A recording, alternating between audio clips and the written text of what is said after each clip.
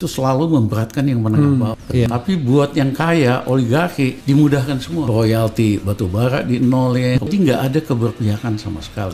Ya pasti gagal mensejahterakan rakyat. Ya memang saya minta Jokowi supaya ngaca, supaya tahu diri, supaya karena kinerjanya payah banget. Harus diingat loh, Pak Harto tuh kuat sekali, Gus Dur tuh kuat sekali. Nah mohon maaf, Pak Jokowi tuh nggak sekuat Pak Harto maupun Gus Dur. Iya kan, kalau jatuh tuh bisa menyakitkan sekali.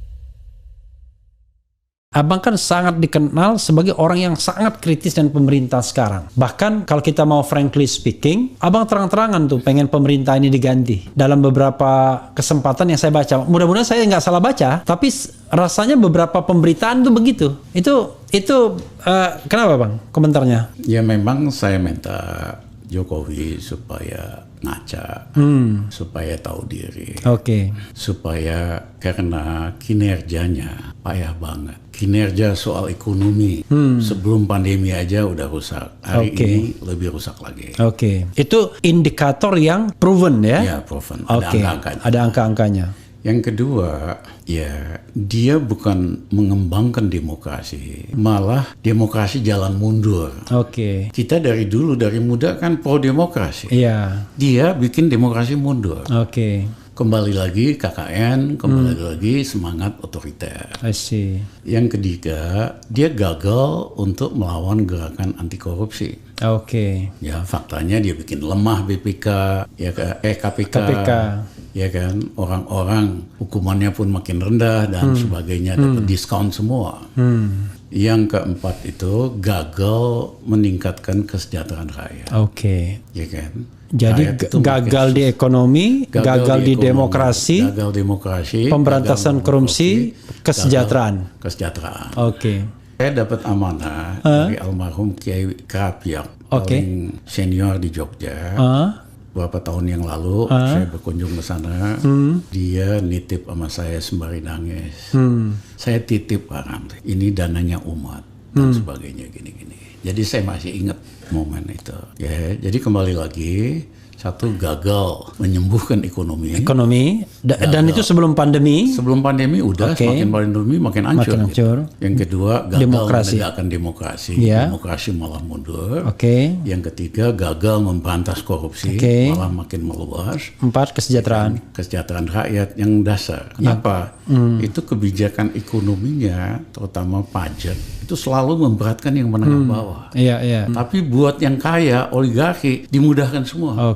Royalti batubara di nolin. Jadi nggak ada keberpihakan sama sekali.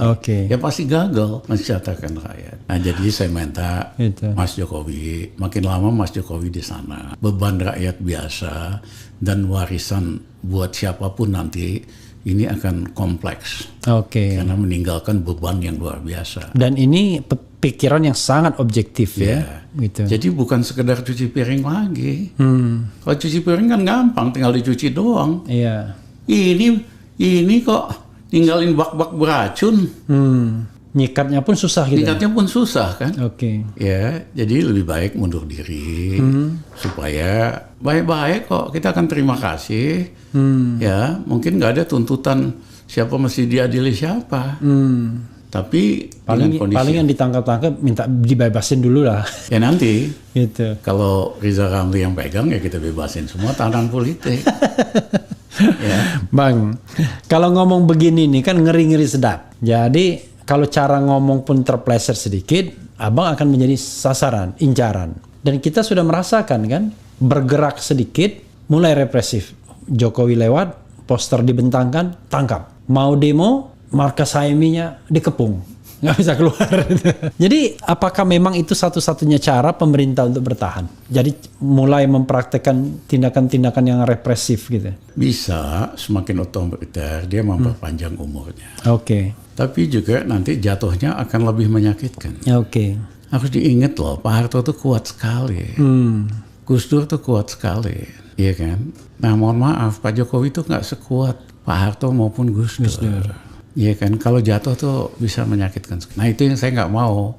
Apapun saya pernah kenal dia, temen, ya tahu, udahlah, West. Seperti Nurkolis ya. Mas Jokowi West. Nggak patean. Nah. Rapatean, Pak. Cukup sudah. Enough is enough. Enough is enough. Jangan bikin rakyat lebih susah lagi. Jadi Bang Rizal yakin betul dengan leadership sekarang tidak akan ada turning point ya? Tidak akan turning point karena masalahnya makin lama makin susah. Ini hari ini kan banyak rakyat biasa itu nggak punya uang.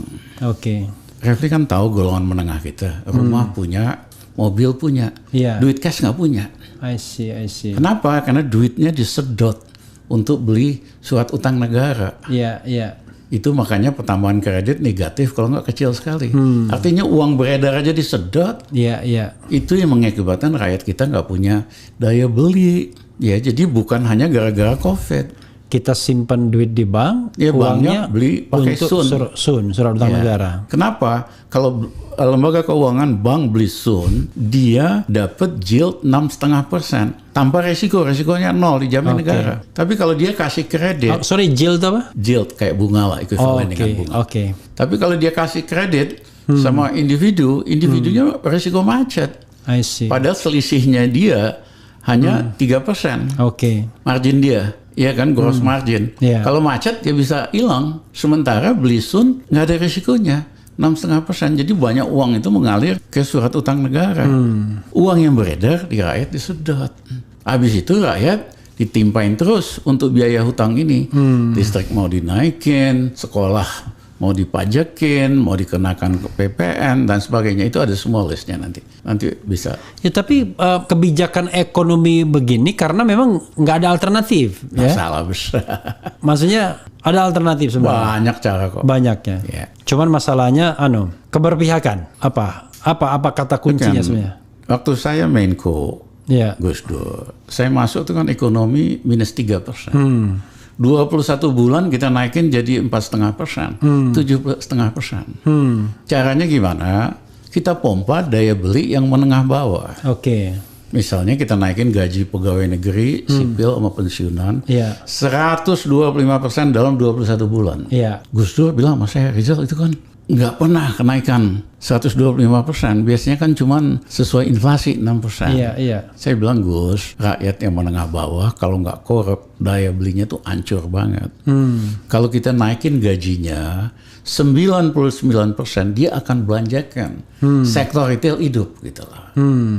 Hidup sektor retailnya kan. Nah yang kedua, waktu itu ada kredit macet, usaha tani. Sisa zaman Mas Adi Sasono sama Pak Habibie. KUT. Bunga berbunga macet 26 triliun. Petani itu diuber-uber sama lurah sama polisi. Bayar utangnya itu tanahnya disita, pada ketakutan. Saya ketemu Gus Dur, Gus, seandainya kita sita semua tanah pertanian ini, kita udah gila apa? Terus negara mau ngapain? Gus Dur bilang, oh benar juga. Mandangin tanah doang. Jadi gimana? Udah kita hapusin aja 26 triliun. Ya. Tapi itu kan duit banyak. Kamu bisa masuk penjara loh. Melanggar undang-undang ngapusin gitu. Jadi Gus, saya kan nggak menarik keuntungan seperak pun.